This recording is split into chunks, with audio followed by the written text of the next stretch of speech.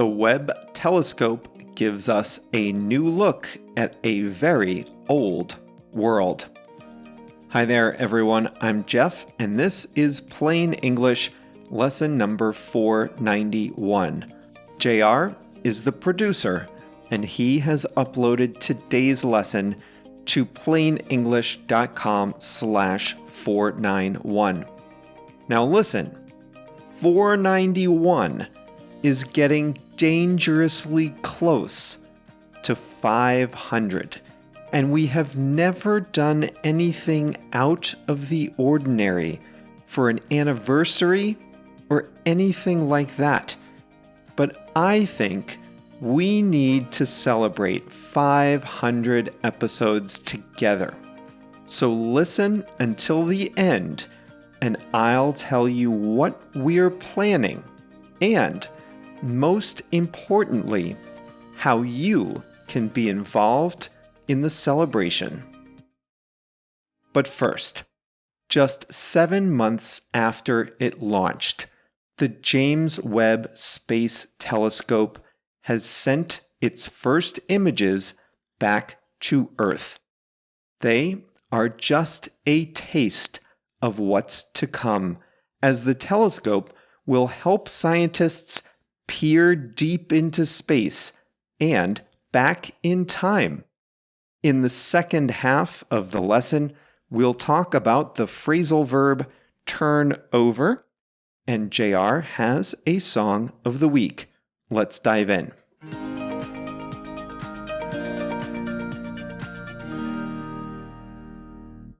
The James Webb Space Telescope began its journey on Christmas morning 2021 from a launch site in French Guiana, an overseas territory of France in South America.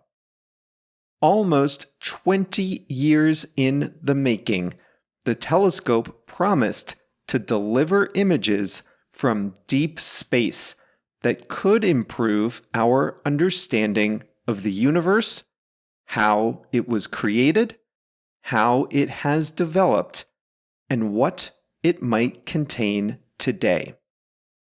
The Webb Telescope is a joint project with space agencies from America, Canada, and Europe, all collaborating on its design.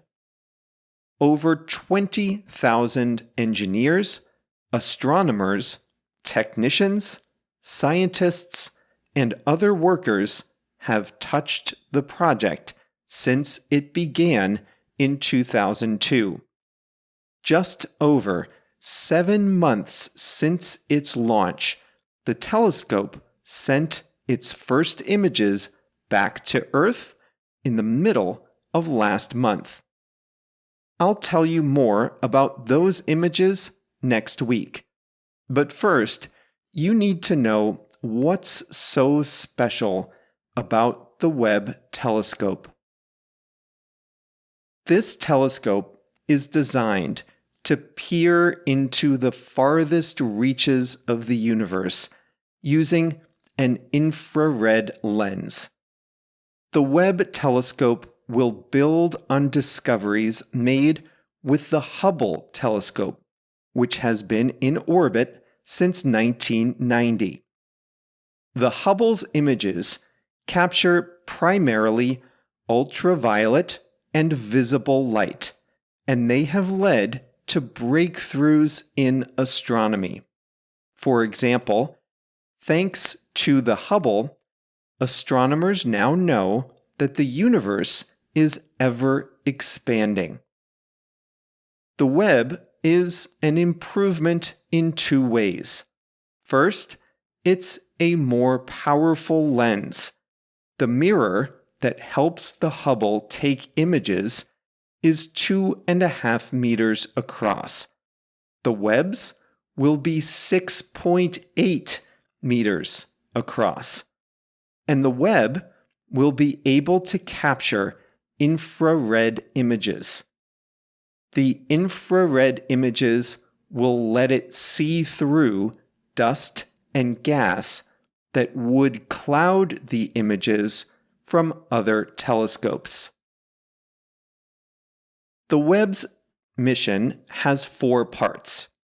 First, it will investigate the first light of the universe. Under the Big Bang Theory, the universe in its early days contained only particles like electrons, protons, and neutrons. There was no light until these particles cooled off and started combining. The first stars came shortly thereafter.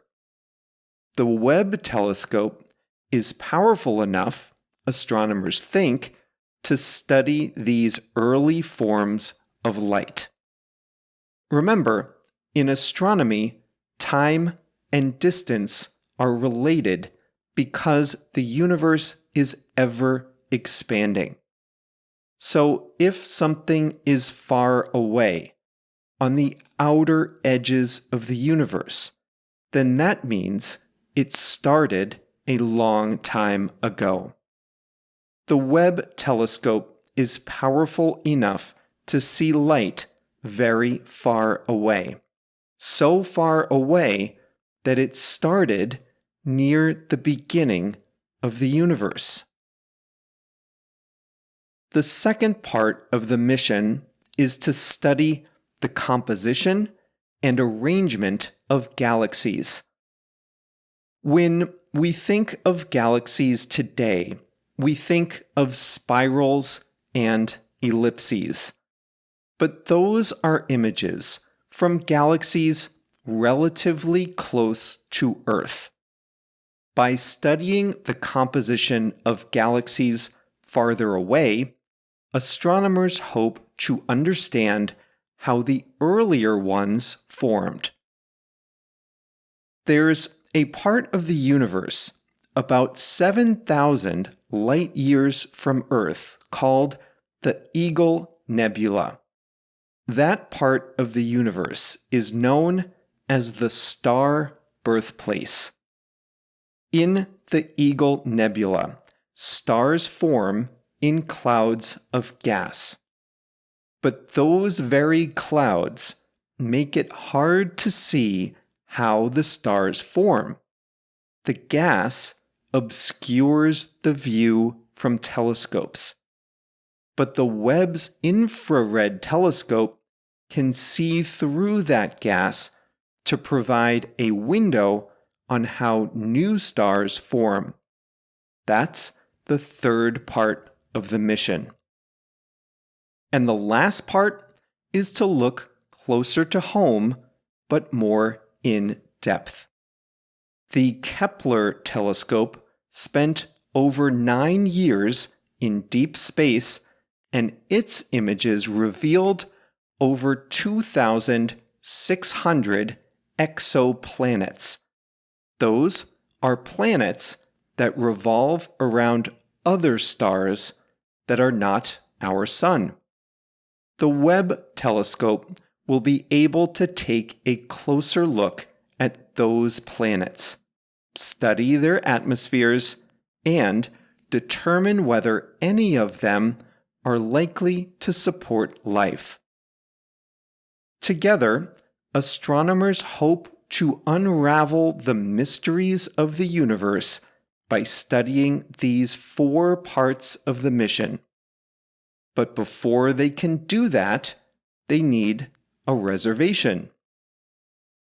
Having successfully launched the telescope, project engineers who launched the telescope will turn it over to the Space Telescope Science Institute, a division of NASA based in the American city of Baltimore.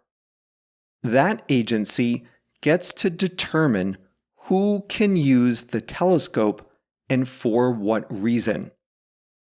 There are 6,000 telescope hours available in the first year, and over 24,000 hours of applications, so a lot of astronomers will be disappointed. But there is a silver lining. One constraint on a telescope's total life is its fuel. A telescope needs fuel to make minor adjustments to its positioning, and that takes precious fuel. But the launch was so successful that the Webb saved a lot of fuel on its way up to its current position. And that fuel savings means that the Webb might stay in service for 20 years, well above the initial estimate of just 10 years.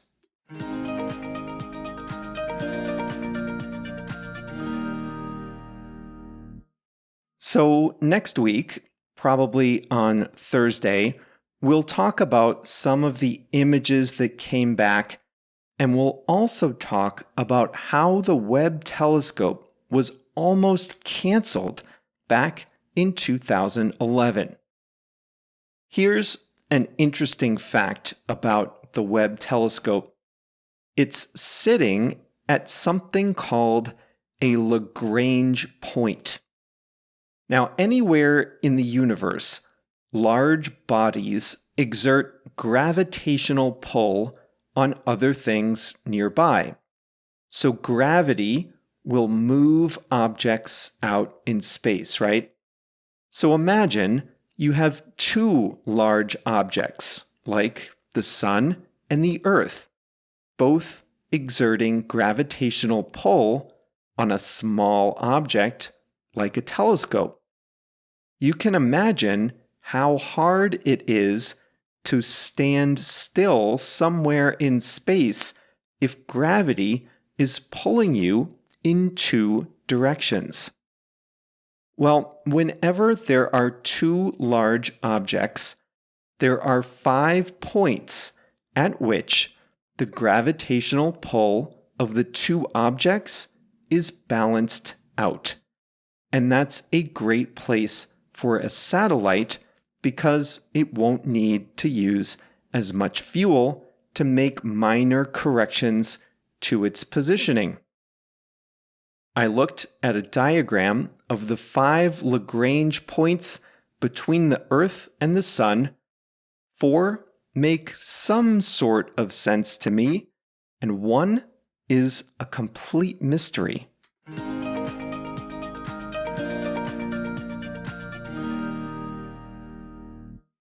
Today's expression is a phrasal verb, and it is turn over. There are many ways to use this very versatile phrasal verb, but as usual, we will focus on just one way to use it today. And that way is this.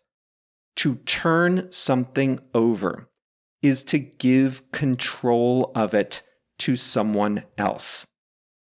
You heard today about the James Webb Space Telescope. An international team developed and launched the satellite, but a very different part of the agency will operate it now that it's up there. The team that launched the satellite will turn it over to the Space Telescope Science Institute in Baltimore. That means the team that designed, built, and launched the telescope will give control to a new team at the Space Telescope Science Institute. They will turn the telescope over to the new agency. In the early days of plain English, I used to put all the lessons on the website myself. That was my responsibility.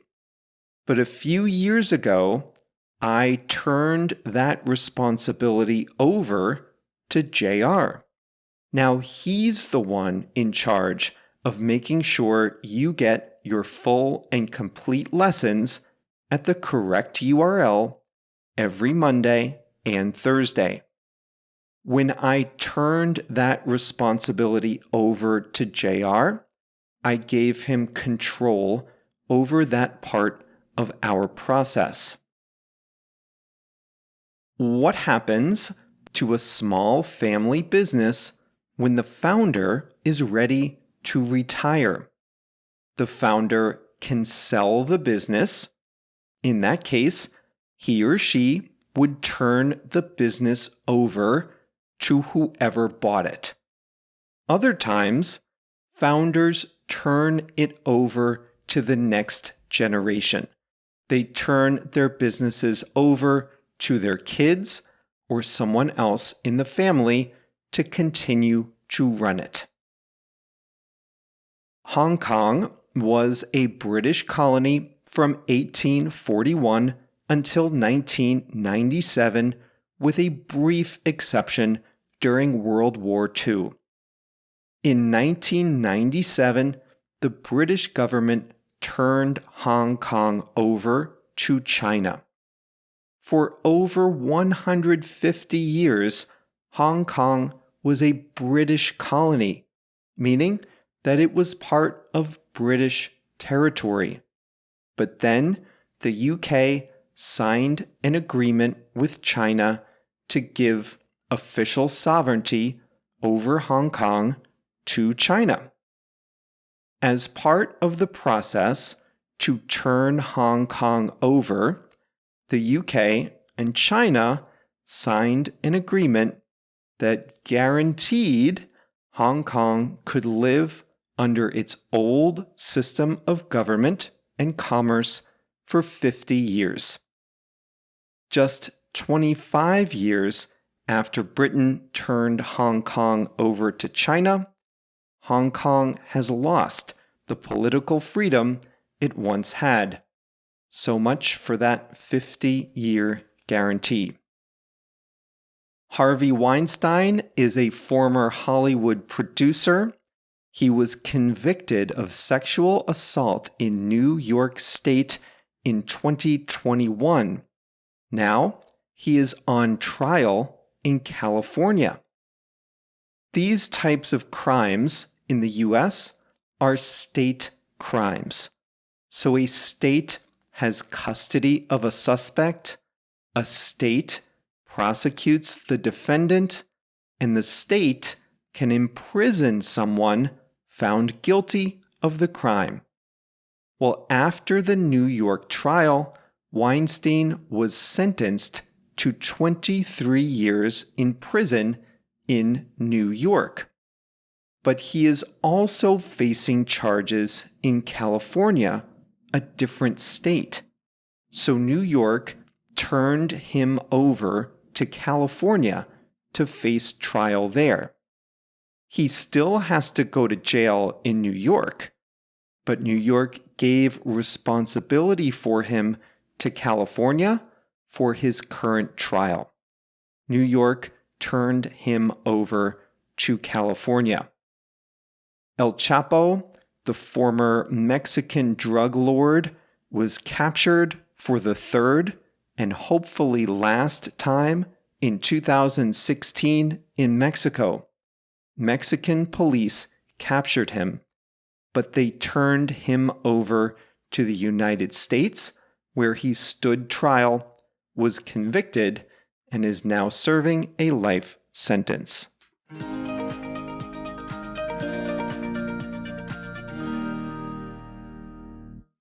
Today's song of the week is Next to Me by Emily Sandé.